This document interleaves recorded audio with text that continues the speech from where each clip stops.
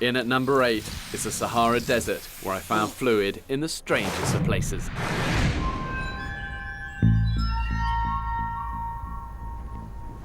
The Sahara is the largest and hottest desert in the world.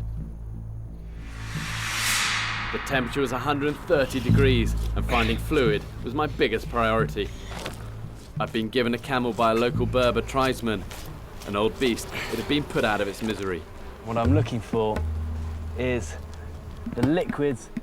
I was hoping that the undigested contents of the camel's stomach would contain vital fluid.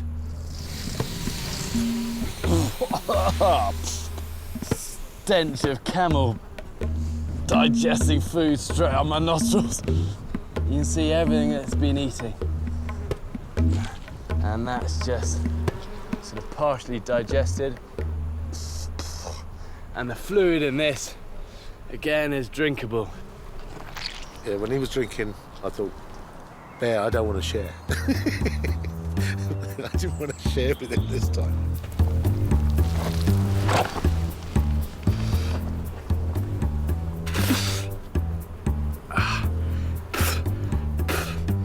Drinkable, but truly disgusting.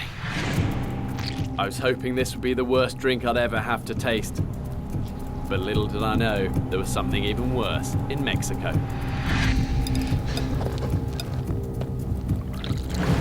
But let's hold that one. In at number 7 is Alaska, where my escape onto a passing ship nearly went very, very wrong.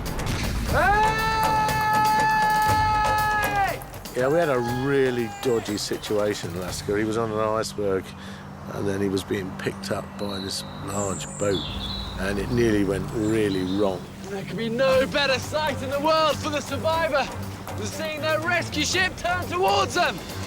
I knew the boat wouldn't want to hang around in these icy waters. I'd have one chance, and one chance only, to get out. Man, that's coming fast and straight towards us. We need to move and make this. That boat was on top of us within no time. And I've got to be 100% confident in making this jump. Do not want to end up crushed between this and the ice. It's coming too close. Smashes into the side.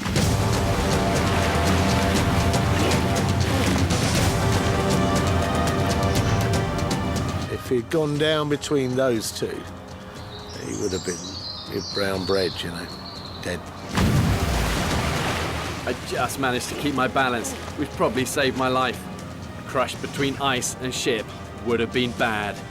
And that was a bit of a closer shave than I normally like, for sure. Coming up, my most extreme bug eat ever. Oh my goodness. Oh, I'm not going to forget that one.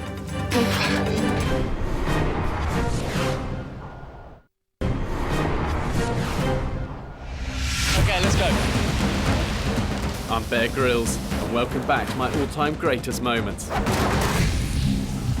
If you thought the whip scorpion at number 23 was bad, this bug eat in Zambia was so disgusting, it's hitting in hard at number 6. Often when he eats these large bugs or insects or grubs, they do explode. So rhino beetle larvae there. You can just eat them raw. When he brought out the first one, it was about this big. I thought, well, that's pretty cool, you know? And he munched it. No wonder they fry them. Oh! Ready for this?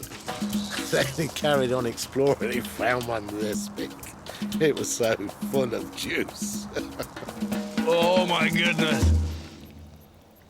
It's the size of your thumb, actually bigger than my thumb, and full of pus. I'm not going to eat. I'm not going to need to eat for a week after this one. That still makes me feel bad. Oh.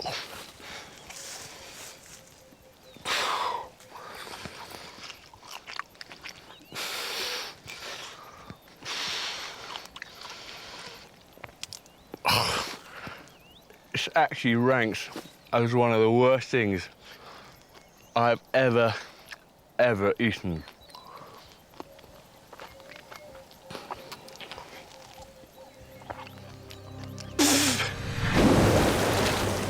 Choosing the top 5 is always going to be hard. There are lots of contenders, but I've made my choice. In Mexico, it was a case of bear versus bee, and the bee won. Okay, let's get in there.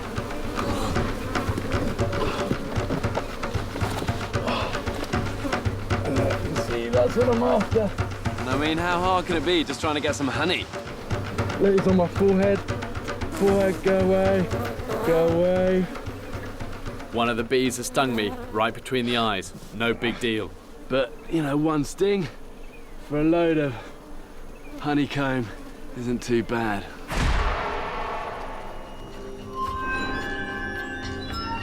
After about 30 minutes, his head started to explode. He looked like the Elephant Man. Been quite a brute of a bee sting, this. It's made all of, you know, this part of me swell up. Every hour that went by, we could chart a big, big difference in the look of his face. Scary, dangerous moment. Feels like a kind of big price to pay for a bit of honey.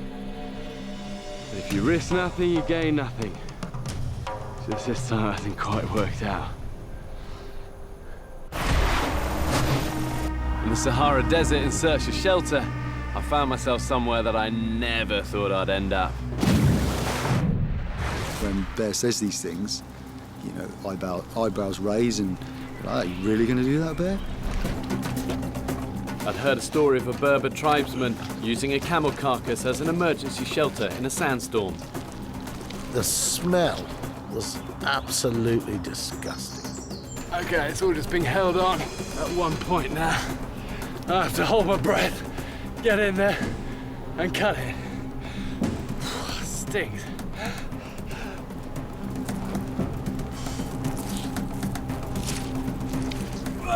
Got him.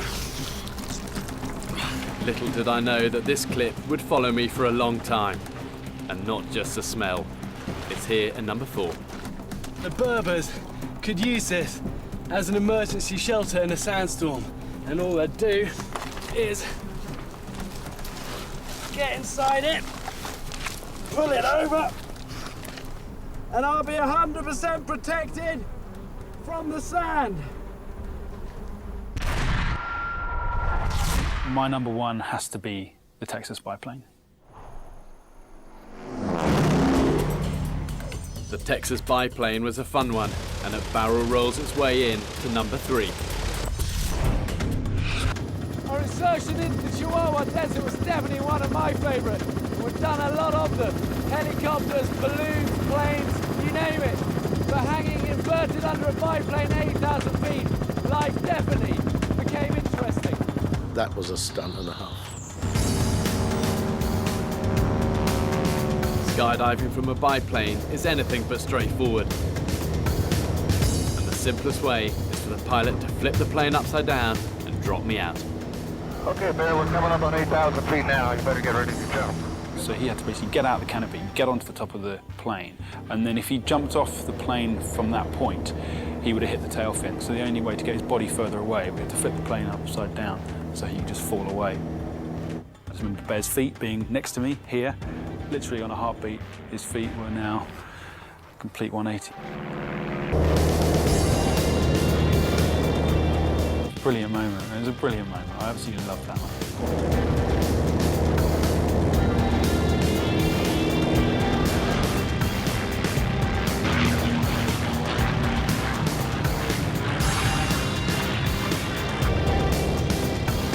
To this day, it still makes me smile that we pulled this one off.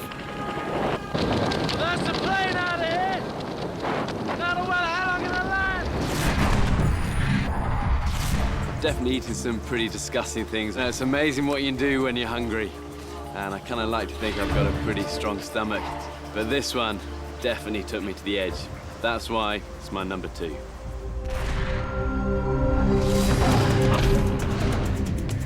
In northern Mexico, I was walking through the sand dunes on the edge of the Laguna Salada salt pan. In this environment, dehydration is the biggest enemy. I need a pee, and I don't want to waste that, so what I'm going to do is use the snake skin. When he filled that up from his own flask, so to speak, I mean, the snakeskin stunk to start with.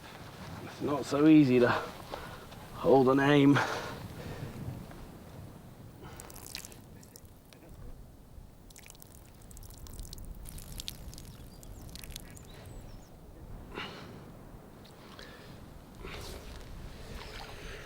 And then that's ready to go.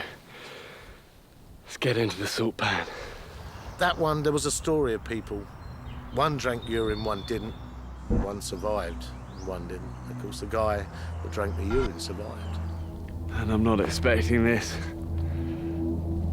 to be particularly appetizing.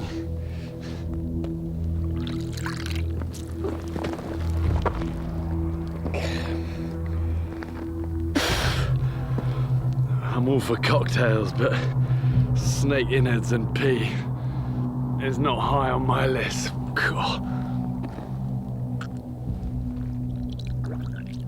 This one always draws in the comments.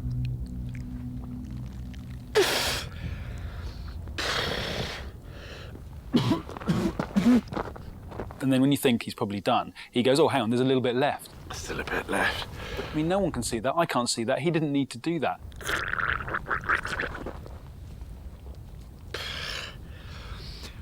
Hopefully that will help. Hope we go a bit further.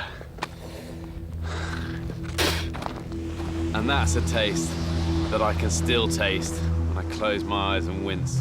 Bad. Definitely the most difficult, definitely the most painful, and definitely for me the most memorable moment. At number 1, on a raft in the Pacific, giving myself an enema. Whoa, whoa, whoa, whoa. Yeah, ow. Oh, yeah, I'm getting devoured here. Ow, ow, ow, ow, ow. Physical discomfort is definitely a part of Man vs. Wild for me, but this next clip was eye-watering in its discomfort. Panama was quite a historic moment, I think, in the programme, and for Bear, and for all of us who were involved. This is my number 1. I'm not expecting this to be particularly pleasant. But there are stories of this saving people's lives.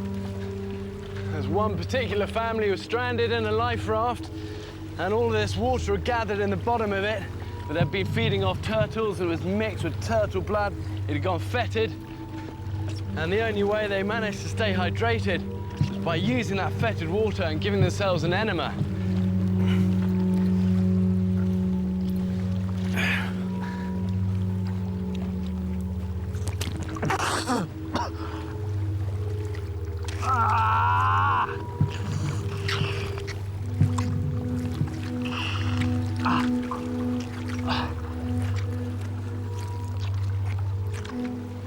And then once it's in,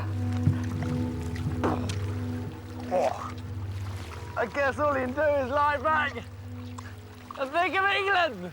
A gentle reminder that survival is rarely pretty. That's something I hope I never, ever have to do again. Yeah, I mean, the show's been so successful, you know, everything the Bear does now has to be better than what it was before. Well, that's all right for him, but he's also dragging a few of us along as well. Choosing my all-time greatest 25 moments was always going to be hard. The scars are a good legacy, and the memory's still very vivid. But it's been a huge privilege to explore some of the most incredible environments this planet has to offer. Wow! But there's still many more remote corners of the world that I haven't yet been. And I can't wait to get out there, take on the wild once more.